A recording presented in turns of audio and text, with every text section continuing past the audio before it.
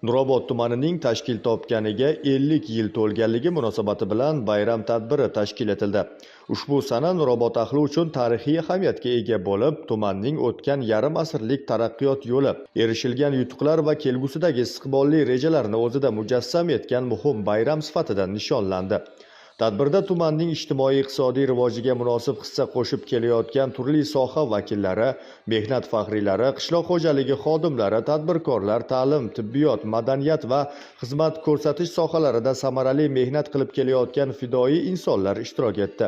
Tadbir davomida tuman hokimi so'zga chiqib, Nurobod tumanining tashkil topgan kunidan buyon bosib o'tgan rivojlanish yo'liga atroflicha to'xtaldi.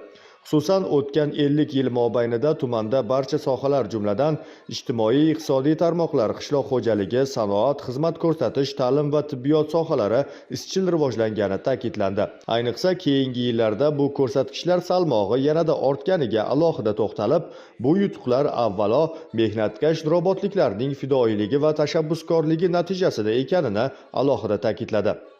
Nurobod tumanida bir o'zgacha fayz, o'zgacha shukuh, o'zgacha qarashlar, o'zgacha o'zgarishlar, vatanga bo'lgan muhabbat, sadoqat, kelajak uchun yaratilayotgan poydevorlarni ulug'lash, ularni yanada mustahkamlash borasida qilinayotgan ishlarning hammasini jamil-jamaylab bugun Nurobodning 50 yillik bayrami nishonlanyapti.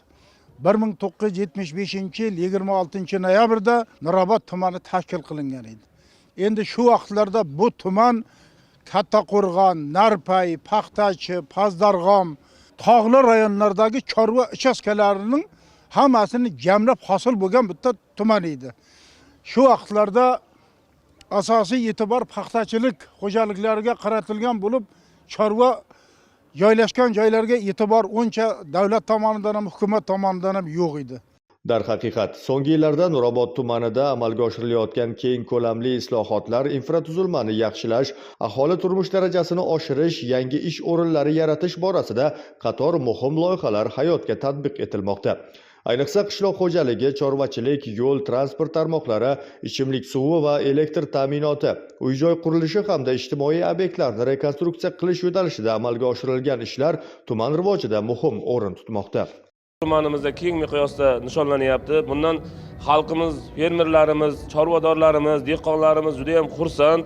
Qor tushgan, yomg'ir tushyapti. Bu biz tumanimiz lalimikor hudud bo'lishiga qaramasdan chin yurakdan dehqonlarimiz, fermerlarimiz ishlab kelmoqda. Natijada g'alladan yuqori hosil olyapmiz, paxtadan yuqori hosil olyapmiz, chorvachilikdan 2 barobar hosil olyapmiz. Mana shu xalqimizga qishloq xo'jalik mahsulotlarini yetishtirib berish, arzonlashtirish, yarmarka orqali sotilyapti fermerlar tomonidan. Mana bugun tumanimizga respublikadan ilg'or fermer ko'krak nishoni taqdim qilindi 6 ta fermerimizga. Bu ham yutuq, tumanimizga e'tibor qishloq xo'jaligi sohasidan juda ham izchil ishlar ko'p olinyapti. Subsidiyalar berilyapti muhtaram prezidentimiz tomonidan. Bog'dorchilikka ajratilyapti, paxta g'allaga subsidiyalar ajratilyapti. Quyosh panellarini o'rnatib, tomchilatib sug'orish orqali suv tejovchi texnologiyalar fermerlarimiz joriy qilyapti.